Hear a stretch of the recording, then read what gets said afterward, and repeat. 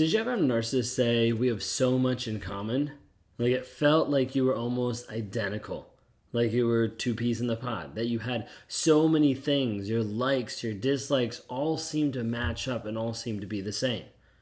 Today, one of the things we're going to talk about is this aspect of grooming.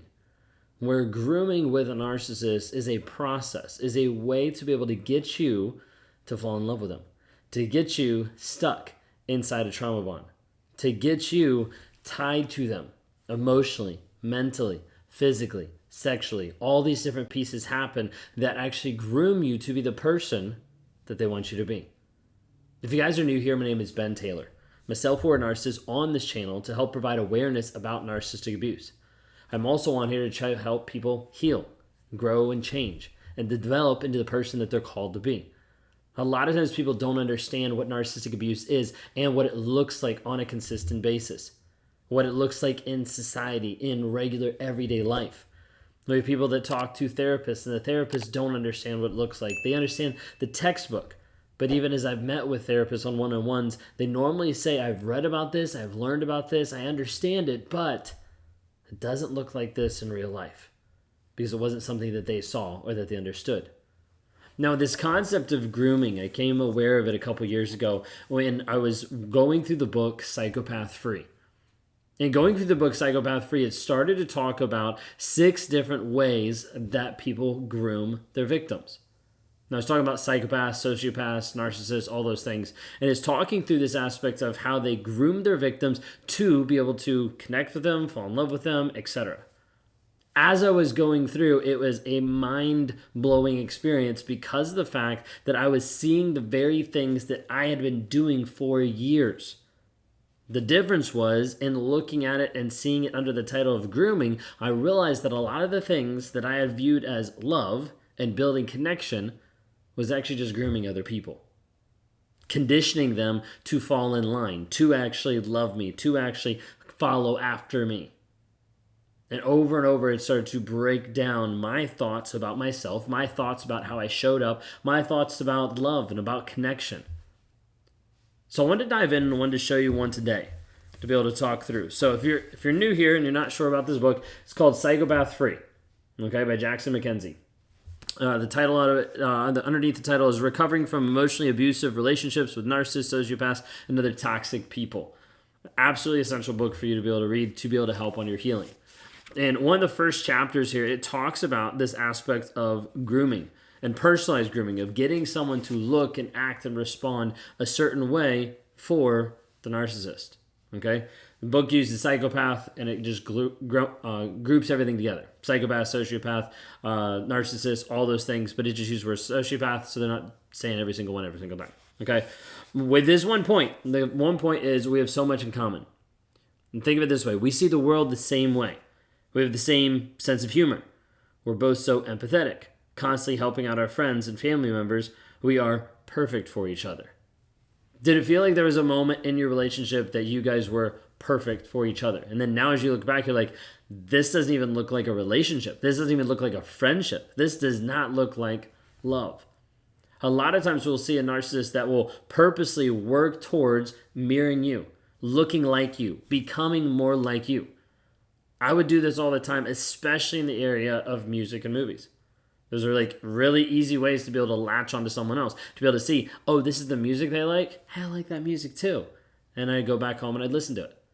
Not because I liked it, but because I knew it would connect me to another person.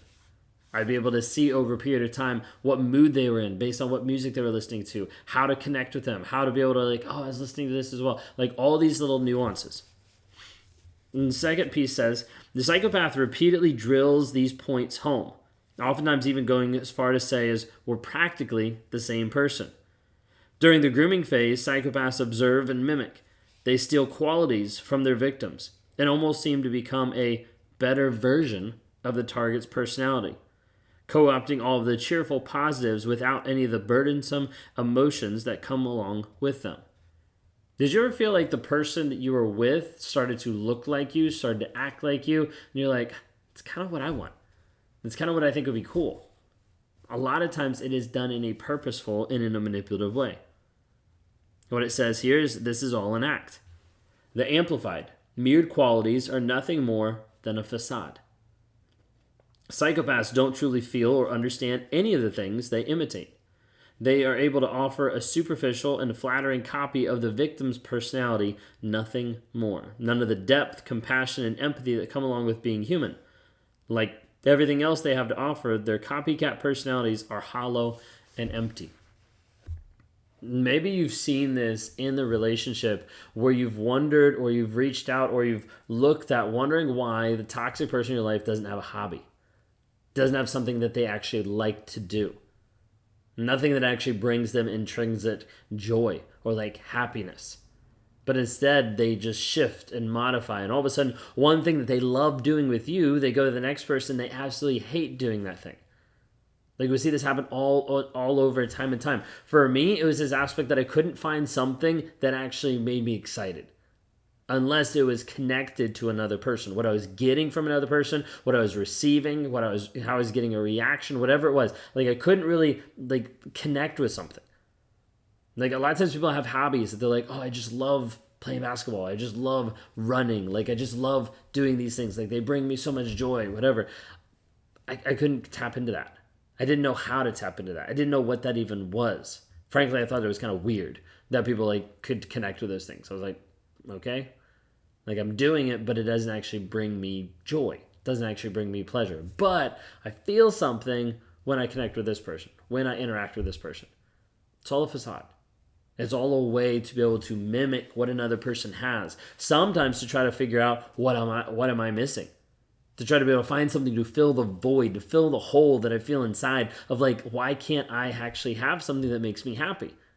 But I'm always going to the next person, going to the next thing, trying to find something that's going to fill that void.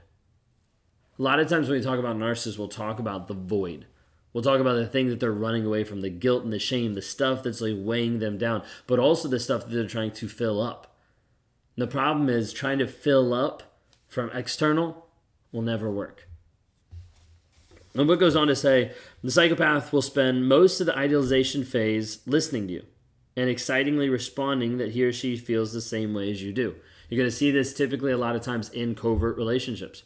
Covert narcissists, vulnerable narcissists, where they're spending so much time getting to know you, but you spend no time getting to know them. Not that you don't try, but they kind of keep that back. They kind of push you back of like, I'm not comfortable saying that. Or they switch the conversation back around on you. You'll eventually come to think that they're the only person you'll ever meet who is so similar to you. And you're right. But it's because it's flat out impossible and creepy for two people to be identical in every way. A lot of times we don't realize this when you're in a romantic relationship with a toxic person. You're like, this is amazing. This is the best thing ever. Like, I can't believe this. Like, we're so connected. We're so in love. Like, this is like the identical person for me. Yeah, those people typically don't exist. Typically, it is a facade, a built-up mask, a built-up version of the narcissist that they want you to see in the moment to be able to connect with. You have to understand that normal people have differences. It's what makes life interesting. But psychopaths can skip this complication because they don't have an identity. They don't have a sense of self. They don't have life experiences that shape their needs, insecurities, and fantasies. Instead, they steal yours.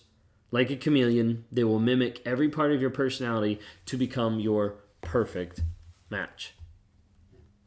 This is a piece that you're going to see a lot of times when you're dealing with a toxic person.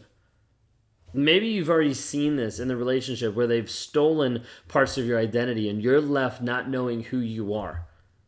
You're left not doing the things that first you fell in love with in the relationship, but he's doing those things. The hobbies that you thought were amazing, that you no longer have joy in, that now he's doing with the next person.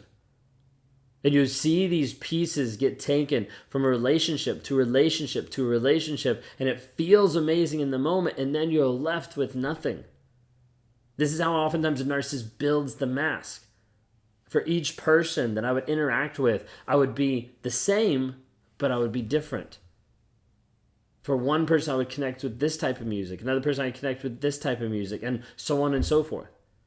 Because the whole goal was, how do I establish connection as quick as possible? How do I get to the place where this person and I connect, where we're able to start having an interaction, an emotional, physical, sexual relationship? How do we work this? But I wanted to change it around in my mind to view it as love, to view it as this type of connection, to view it as this type of relationship that was good, that was healthy, that was pure, when all I was doing was lying to myself and grooming other people to be the person that I wanted them to be the ideal partner for me, to fill out the shapes and the forms and the attitudes and the behaviors of what I wanted. Are you at a place where the narcissist in your life has groomed you, has molded you to be the version that they want you to be, has worked on becoming the exact person as you so that they can connect with you? And you start to think, that is the only person I can connect with. Out of the billions of people on the planet, I can promise you it's not. But oftentimes that's what you'll hold on to sell yourself out for a relationship that's no longer helping you to grow, to change, to heal, develop. If you want to start your journey today, go to escapetoxicity.com. You can start there with a 7-day challenge for $7 to start you moving forward. Just a start on your healing journey. If you want to talk to me one-on-one, you can go to rawmotivations.com. Would love to interact with you, would love to help you, and would love to help you understand the things that have been happening in your life that make you feel crazy, that make you feel trapped. And that there is hope, and there is freedom. You're not crazy, you're not alone, you're not hopeless. Reach out for help.